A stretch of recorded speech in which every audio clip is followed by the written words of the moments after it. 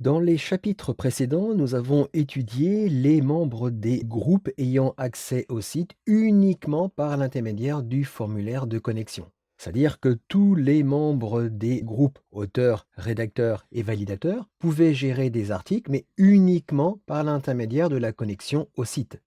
Ces groupes ne pouvaient pas accéder à l'administration du site. Maintenant, de ce chapitre, nous allons voir les groupes par défaut qui peuvent accéder à l'administration du site. Ce sont les groupes gestionnaires, administrateurs et super utilisateurs. Donc, comme toujours, nous allons voir leurs droits et le niveau d'accès. Donc ici, je suis toujours connecté en tant que super utilisateur. Donc je vais dans configuration, configuration, et je vais dans les droits.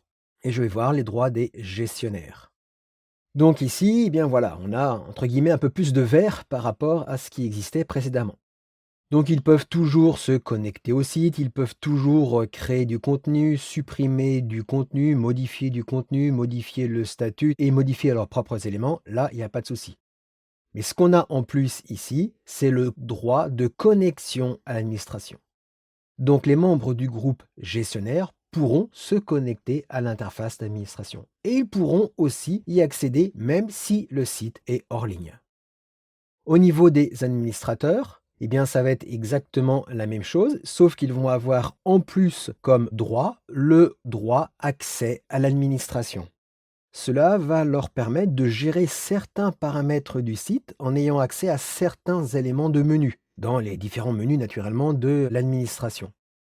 Autre groupe, c'est entre guillemets nous-mêmes, le super utilisateur. Et donc à ce moment-là, vous voyez qu'on a absolument tous les droits. Le dernier droit qui existait, c'était le droit de super utilisateur. Nous l'avons puisque nous sommes connectés en tant que super utilisateur. Et vous voyez bien que les super utilisateurs ont tous les droits sans aucune restriction sur l'interface d'administration.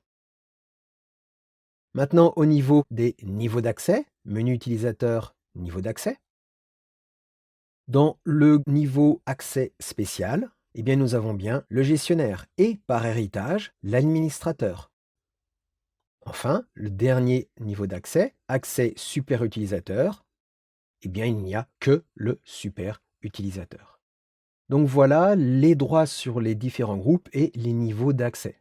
Comme toujours, pour plus de facilité, j'ai préparé à l'avance différents utilisateurs. J'ai administrateur qui est administrateur. J'ai gestionnaire qui est gestionnaire et j'ai moi-même qui est super utilisateur.